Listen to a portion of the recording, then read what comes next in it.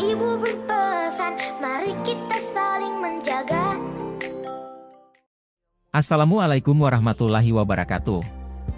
Baiklah, kami akan memaparkan kasus skenario diferensiasi jenjang SMP. Pak Dudidam, seorang guru SMP, ingin mengajarkan murid-muridnya materi tentang iklan. Tujuan pembelajarannya adalah murid-murid dapat menangkap makna secara kontekstual terkait fungsi sosial, struktur teks, dan unsur kebahasaan dari iklan tentang produk dan jasa. Pak Dudidam lalu membuat skenario pembelajaran sebagai berikut. 1. Diskusi seluruh kelas. Di awal pembelajaran, Pak Dudidam melakukan diskusi untuk memperkenalkan murid pada topik tentang iklan dengan menggunakan beberapa pertanyaan pemandu seperti: apa yang membedakan antara iklan dengan bentuk tulisan lain? Iklan apa yang benar-benar menarik untuk kalian? Apakah dibutuhkan biaya untuk membuat sebuah iklan? Jenis pekerjaan apa yang tersedia dalam periklanan? 2. Kerja individu, pasangan, kelompok kecil. Setelah itu, Pak Dudidam meminta murid melakukan kegiatan tulis berbagi dengan pasangan lain. Secara individu, murid akan diminta menulis 3 hingga 5 iklannya. Menarik bagi mereka. Mereka lalu berbagi apa yang dituliskan dengan satu teman lain, secara berpasangan. Saat berbagi, mereka boleh menambahkan pendapat. Setiap pasangan kemudian berbagi dengan pasangan lain. Setelah itu Pak Dudidam melakukan diskusi dengan seluruh kelas. Ia akan menggunakan daftar iklan yang ditulis oleh masing-masing kelompok sebagai contoh, kemudian membahasnya dengan menekankan pada 1. Target audiens sasaran. 2. Pesan utama. 3. Mengapa beberapa iklan lebih efektif daripada yang lain. Pak Dudidam lalu memperjelas konsep dan istilah periklanan sesuai kebutuhan. 3. Kerja kelompok kecil. Murid akan diminta untuk membentuk kelompok yang terdiri dari 4-5 orang untuk mendiskusikan kelebihan dan kekurangan berbagai jenis iklan.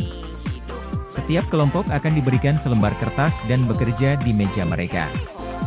Setiap lembar kertas grafik memiliki T-chart untuk menuliskan kelebihan dan kekurangan untuk jenis iklan tertentu, misalnya radio, TV, internet, cetak, billboard. Setiap kelompok akan melakukan brainstorming dan mencatat 2 kelebihan dan 2 kekurangan dari jenis iklan tertentu. Dengan menggunakan isyarat yang diberikan guru, setiap kelompok kemudian pindah ke meja kelompok lain. Mereka membaca masukan yang telah ditulis sebelumnya dan menambahkan 2 kelebihan dan kekurangan lagi.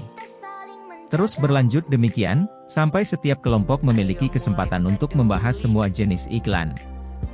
4. Pak Dudidam lalu mengumpulkan kembali murid sebagai satu kelompok besar. Ia lalu memfasilitasi diskusi yang diperlukan untuk memperjelas dan/atau memperluas pemahaman konsep seperti target audiens, kejelasan pesan, dan penggunaan fitur kebahasaan dan desain seperti pemilihan judul, teks, gambar, dan format. 5. Pak Dudidam lalu memberikan tugas individu.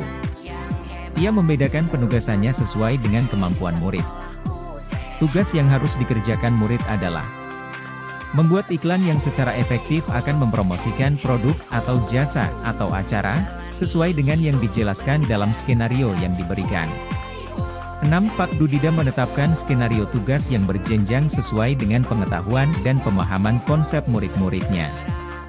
Perbedaan skenarionya adalah: skenario 1 bersifat lebih konkret dan terstruktur dengan petunjuk, langkah demi langkah dan mencakup semua informasi yang diperlukan untuk menyelesaikan tugas.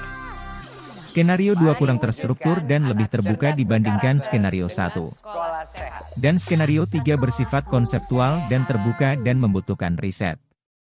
7. Pak Dudidam mendorong murid untuk memilih lokasi di kelas yang mendukung cara mereka belajar dengan baik, misalnya, sendirian di tempat yang tenang, dekat teman untuk memudahkan bertanya jika bingung, atau di area ruangan yang lebih ramai bersama murid-murid lain yang memungkinkan mereka untuk saling berbagi ide. Demikianlah kasus yang kami paparkan. Selanjutnya mari kita simak hasil kerja kelompok kami selanjutnya. Baiklah, kami akan menganalisis hasil skenario pembelajaran diferensiasi kami dari kelompok 1. Jawaban kami adalah nomor 1. Dari skenario pembelajaran yang telah ditelaah, apakah kebutuhan belajar murid yang berusaha dipenuhi oleh guru tersebut?